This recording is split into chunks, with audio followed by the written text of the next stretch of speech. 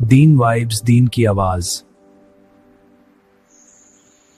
हमें अपनी औकात का पता नहीं कि कितने कमजोर हैं, हालात को बदलने की कोशिश में लगे हुए हैं। भाई हालात का बनाने वाला, भेजने वाला अल्लाह रब्बुल इज्जत है, वो मुगय्यिरुल अहवाल हैं। जब चाहते हैं हालात को जैसा चाहते हैं बदल देते हैं। तो ये तो हुक्म परवरदिगार का होगा तब बदलेंगे। दुनिया के कहने से हालात बदलते तो दुनिया जन्नत बन जाती, हर बंदा अपनी मनमर्जी की जिंदगी गुजार रहा होता। तो एक तरतीब है अल्लाह रब्बुल इज्जत के यहाँ। चुनाचे हमारे मशाइख ने 4 बातें कही हैं, लोहे की लकीर है। जब आजमाएंगे उन बातों को खरा पाएंगे। पहली बात कि जो शख्स अपने आमाल को संवार लेता है, अल्लाह ताला उसके हालात को संवार देते हैं। जो शख्स अपने आमाल को संवार लेता है, अल्लाह ताला उसके हालात को संवार देते हैं। हम इस कोशिश में लगे हुए हैं कि हालात पहले संवरें फिर आमाल संवारेंगे। आप बात करें दोस्त से, भाई आप मस्जिद में नजर नहीं आते, कुछ कारोबारी हालात ठीक नहीं, ठीक हो गए तो मैं मस्जिद में आऊंगा। यानी हम चाहते हैं हालात पहले ठीक हो, आमाल बाद में ठीक होंगे। कैसे तरतीब उलट सकते हैं आप? चुनाचे जिसे देखिए वो इसी कोशिश में लगा हुआ है कि पहले हालात ठीक हों, बाद में अमाल ठीक करेंगे। तो तरतीब ही उल्टी हम करते फिर रहे हैं।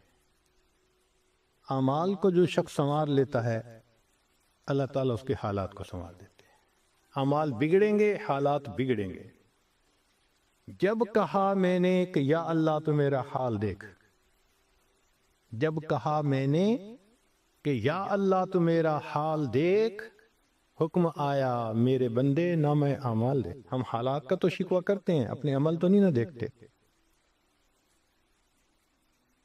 तो अमाल को संवारने से अल्लाह ताला हालात को संवार देते हैं। हम अपने अंदर तकवा और सब्र ज़ब्त पैदा करें। अल्लाह रब्बुल इज्जत हर दौर और हर जमाने में तकवा और सब्र वाले बंदे को फर्श से उठाएंगे, अर्श के ऊपर बिठाएंगे, तख्त के ऊपर बिठाएंगे। अब तकवा और सब्र की तरफ तो हम आते नहीं। चाहते हैं जिंदगी तो रहे जैसे हम गुजार रहे हैं, हालात सीधे हो जाएं। कैसे हालात सीधे हो सकते हैं? सिंपल सी मिसाल है कि बिजली से एक मशीन चलती है। अब एक बंदा मशीन को रोकना चाहता है, एक ही तरतीब है कि पीछे से बटन बंद करो। आप बटन बंद नहीं करेंगे, हाथ से मशीन को पकड़ के रोकने की कोशिश करेंगे, हाथ कटवा बैठेंगे। सारा दिन जोर आजमाई करेंगे, मशीन कहां रुकेगी? तो अक्लमंद बंदा मशीन को पकड़ के नहीं खड़ा होता, वो स्विच को बंद करता है। हालात का स्विच अल्लाह रब्बुल इज्जत के हाथ में है। तो उधर रुजू करने की बजाय कि अल्लाह हालात को ठीक कर दीजिए, हम हालात की मशीन के साथ कुश्ती कर रहे हैं। कौन हमें अक्लमंद कहे? तो पहली बात, जो शख्स अपने आमाल को ठीक कर लेता है, अल्लाह रब्बुल इज्जत उसके हालात को ठीक कर देते हैं। दूसरी बात, जो शख्स अपनी आखिरत को संवार लेता है, अल्लाह ताला उसकी दुनिया को संवार देते हैं। हम फिर उल्टे चाहते हैं कि पहले दुनिया संवरे फिर हम आखिरत संवारेंगे। यहां फिर हम गलती करते हैं।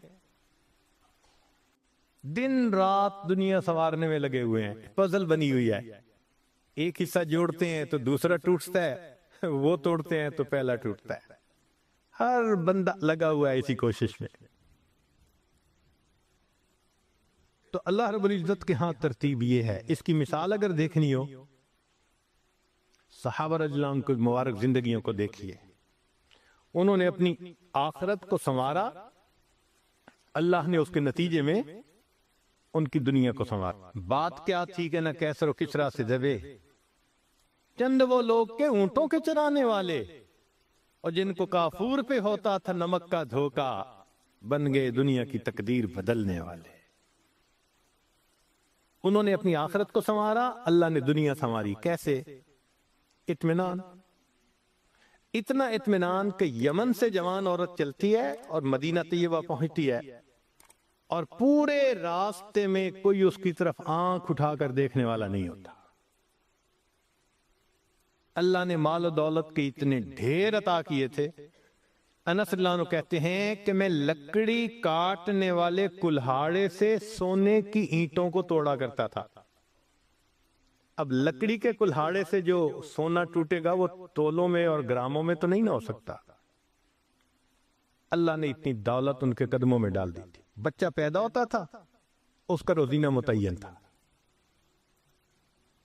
سیدنا عمر اللہ عنہ نے ایک رات دیکھا ایک عورت چھوٹے سے بچے کو روٹی کا ٹکڑا کھلانے کی کوشش کر رہی ہے. بچہ رو رہا ہے. پوچھا کیوں کر رہی ہو؟ کہنے لگی کہ امیر المومنین نے قانون بنایا ہوا ہے کہ جب بچہ دودھ چھوڑے گا پھر ہم بیت المال سے روزینہ متعین کریں گے، تو میں کوشش کر رہی ہوں. عمر اللہ عنہ آئے، بہت روئے. صحابہ کہتے ہیں کہ اس دن فجر کی نماز پڑھائی، قرات کے اندر اتنا گریا اور بکا تھا کہ ہمیں سمجھنا مشکل ہو رہا تھا. اتنا رو رہے تھے. ہم حیران تھے آج امیر المومنین کو کیا ہوا. نماز پڑھانے کے بعد منبر پر بیٹھے، عمر کے اوپر اللہ رحم کرے اس نے کتنے بچوں کی جان لی ہوگی. مقصد یہ تھا کہ میں نے جو یہ قانون بنایا تو کتنی ماؤں نے معصوم بچوں کے دودھ چھڑوائے ہوں گے اور وہ دودھ سے محروم ہوں گے میری وجہ سے. پھر اعلان فرمایا کوئی ماں بچے کو دودھ جلدی مت چھڑوائے، جس دن بچہ پیدا ہوگا اسی دن بیت المال سے وظیفہ متعین کر دیا جائے گا. آج سے 1400 سال پہلے. تو انہوں نے اپنی آخرت کو سنوارا، رب کریم نے اس کے بدلے ان کی دنیا کو سنوار دیا.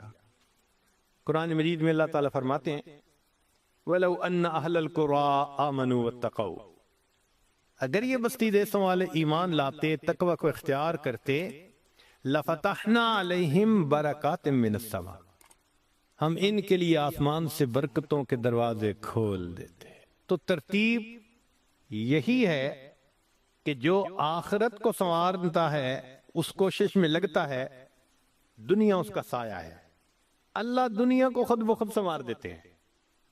اللہ سے محنت نہیں کرنی پڑتی. مثال کے طور پہ جو بندہ سچ بولتا ہے تجارت میں، اللہ تعالیٰ اس کی تجارت کو خود سنوار دیتے ہیں. قسم اٹھا کے یہ بات کہی جا سکتی ہے کہ سچ بولنے والا تاجر کبھی مفلس نہیں ہو سکتا. پاسبل ہی نہیں کہ سچ کی بنیاد ہو اور اس میں برکت نہ ہو. تو دو باتیں ہیں، جو شخص اپنے اعمال کو سنوارتا ہے اللہ تعالی حالات کو سنوار دیتے ہیں، جو اپنی آخرت کو سنوار لیتا ہے اللہ تعالیٰ اس کی دنیا کو سنوار دیتے ہیں.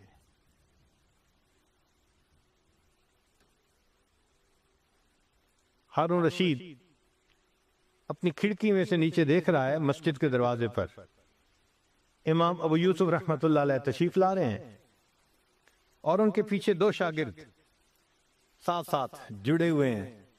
دونوں چاہتے ہیں کہ میں جوتے اٹھاؤں، ہر ایک اس کوشش میں ہے. جب امام ابو یوسف رحمت اللہ نے جوتے اتارے تو ان میں سے ایک بچے کا ہاتھ ایک جوتے پہ پڑا، دوسرے کا ہاتھ دوسرے جوتے پہ پڑا. دونوں نے ایک ایک جوتا اٹھا لیا. پھر انہوں نے فوراً آپس میں یہ طے کر لیا کہ ایک نے کپڑا بچھایا، رومال، ایک نے بھی جوتا ڈالا، دوسرے نے بھی اس میں ڈال دیا.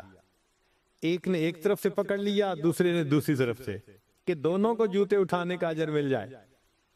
حضرت آگے جا رہے ہیں اور پیچھے دو طالب علم اس طرح جوتے لے کے جا رہے ہیں کہ رومال کے اندر جوتے ہیں، ایک نے بھی پکڑا ہوا ہے دوسرے میں پکڑا ہوا ہے. ہارون رشید نے دیکھا تو ٹھنڈی سانس لی. بیوی نے پوچھا ہارون رشید کیا ہوا؟ کہنے لگا یوں تو دنیا ہمیں بادشاہ کہتی ہے، ہمارے جوتے اٹھانے کے لیے بھلا کون جھگڑتا ہے. یوں تو دنیا ہمیں بادشاہ کہتی ہے، ہمارے جوتے اٹھانے کے لیے بھلا کون جھگڑتا ہے. جو آخرت سنوارتا ہے اللہ ایسے دنیا سنوارتے ہیں کہ دنیا جوتے اٹھانے کے لیے جھگڑتی ہے. تو فرمایا کہ جو اپنی آخرت کو سنوار لیتا ہے اللہ تعالیٰ اس کی دنیا کو سنوار دیتے ہیں۔ چنانچہ ایک سیاح ہندوستان آیا گھومنے پھرنے کے لیے، اجمیر شریف بھی گیا، وہاں اس نے حضرت خواجہ معین الدین چشتی اجمیری رحمت اللہ علیہ کے مزار پہ دیکھا مسلمان بھی آ رہے ہیں اور ہندو بھی آ رہے ہیں اور سکھ بھی آ رہے ہیں۔ اللہ کی شان، اللہ رجوع دے دیتا ہے نا، سبھی آ رہے ہیں دعائیں مانگ رہے ہیں۔ تو وہ بڑا حیران کہ ہر کمیونٹی کے لوگ آ رہے ہیں، ہر مذہب کے لوگ آ رہے ہیں۔ تو جب واپس گیا تو بیوی نے پوچھا کہ بتائیں آپ نے کون سی انوکھی چیز وہاں دیکھی؟ تو اس نے کہا ہاں میں نے ایک چیز انوکھی دیکھی کہ ایک شخص قبر میں لیٹا ہوا تھا مگر لوگوں کے دلوں پر حکومت کر رہا تھا۔ ایک شخص قبر میں لیٹا ہوا تھا مگر لوگوں کے دلوں پہ حکومت کر رہا تھا۔ اللہ تعالیٰ یوں دنیا سنوارتے ہیں۔ تو دو باتیں، جو شخص اپنی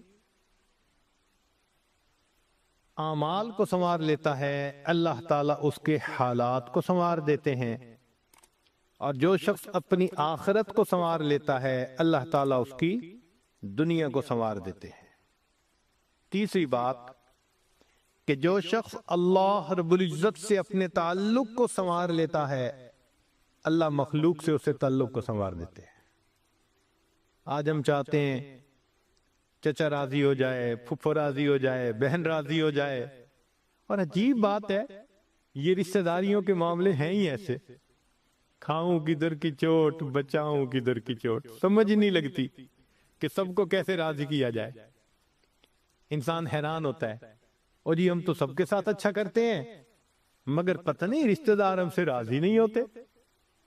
اس کے پیچھے بھی راز ہے، کیوں کہ ہم نے اللہ سے اپنے تعلق کو تو سنوارا نہیں ہوتا، مخلوق سے تعلق کیسے سنورے گا؟ تو فرمایا کہ جو شخص اللہ رب العزت سے اپنے تعلق کو سنوار لیتا ہے اللہ تعالیٰ مخلوق کے ساتھ اس کے تعلق کو سنوار دیتے ہیں۔ اگر اس کی مثال دیکھنی ہے تو نبی علیہ الصلوۃ والسلام کی مبارک زندگی کو دیکھیے۔ ایک وہ وقت بھی تھا کہ جب اپنے رشتہ دار نبی علیہ الصلوۃ والسلام کو تکلیف پہنچاتے تھے، آپ بازار میں آگے آگے دعوت کا کام کرتے تھے اور پیچھے آپ کا چچا ابو لہب لوگوں کو کہتا تھا کہ یہ شخص غلط بیانی کر رہا ہے تم اس کی بات مت ماننا، اپنے مخالفت کرتے تھے۔ ایک وہ وقت بھی تھا۔ پھر ایک وہ وقت آیا کہ جب اپنوں نے مکہ مکرمہ میں جینا تنگ کر دیا اور نبی علیہ الصلوۃ والسلام نے بیت اللہ کو دیکھ کر کہا بیت اللہ میں تجھے کبھی نہ چھوڑتا مگر مکہ کے رہنے والے مجھے یہاں بسنے نہیں دیتے۔ مبارک آنکھوں میں آنسو تھے اور اللہ کے حبیب جدا ہو رہے تھے۔ پھر کیا ہوا؟ 10 سال کے ہی عرصے میں حالات نے وہ پلٹا کھایا کہ جب آپ آ کر فاتح مکہ بن کر بیٹھے تو وہی قریش تھے جو قدموں میں آ کر پڑ گئے اور انہوں نے آپ کی غلامی اختیار کر لی۔